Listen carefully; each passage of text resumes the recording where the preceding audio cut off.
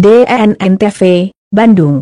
Dan Sektor 22 Citarum Harum, Kolonel Infanteri Asep Rahman Taufik, mengantarkan dan Sektor 22 penggantinya, Kolonel Infanteri Epi Gustiawan, pada pengenalan objek garapan lingkup kerjanya di Kota Bandung, Rabu, 29 Juli 2020.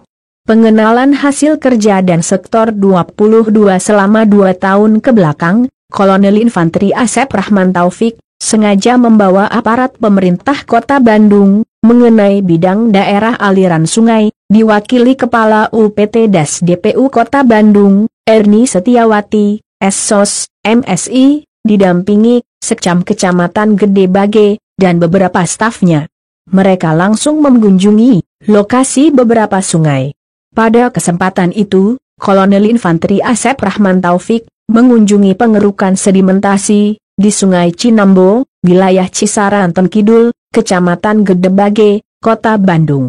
Pekerjaan pengerukan adalah bagian dari kinerjanya, sehingga perlu pengawasan Satgas sebagai upaya melancarkan aliran sungai dan menghindari banjir.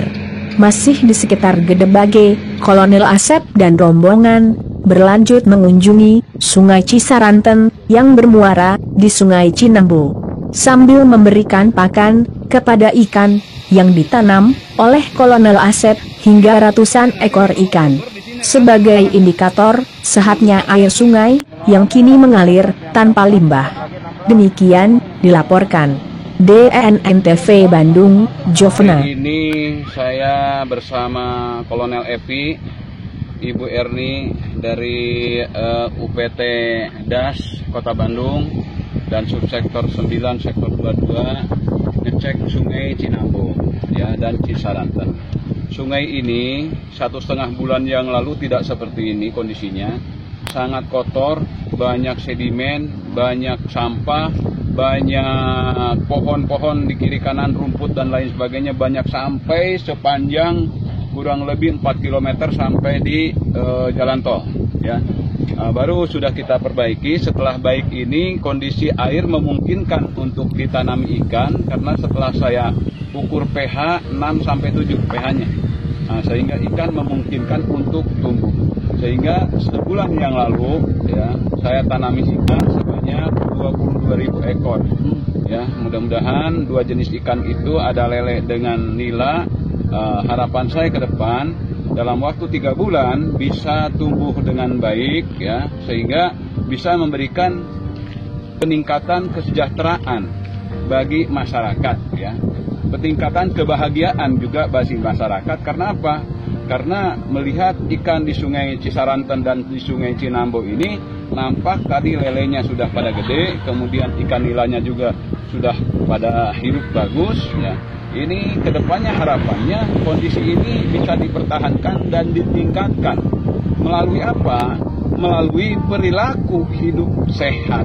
Tidak membuang sampah sembarangan ke sungai, tidak membuang limbah sembarangan ke sungai, sesuai dengan harapan Citarum Harum kembali akan terwujud di tahun 2025. Makanya perlu terus didukung program ini oleh sikap perilaku masyarakat. Masyarakat bisa perorangan, masyarakat bisa institusi, masyarakat juga bisa industri.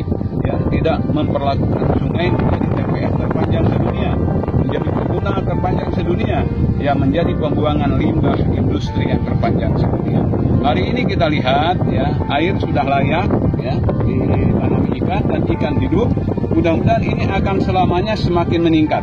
Kembali endemik ikan yang ada di sungai seperti tampele, bogo, lele, kemudian bentur itu akan hidup kembali karena ekologi semakin bagus ya, lingkungan semakin bagus, masyarakat semakin sadar ya bahwa betapa pentingnya sungai bagi kehidupan kita, karena bagaimanapun juga adalah sungai itu adalah sumber kehidupan. Nah, saya serah terimakan ini kepada calon dan sektor 22. Bukan calon lagi, sudah dan sektor ya, karena kemarin sudah disahkan oleh Bapak Pangdam 3 Siliwangi bahwa beliau sudah menjadi dan sektor.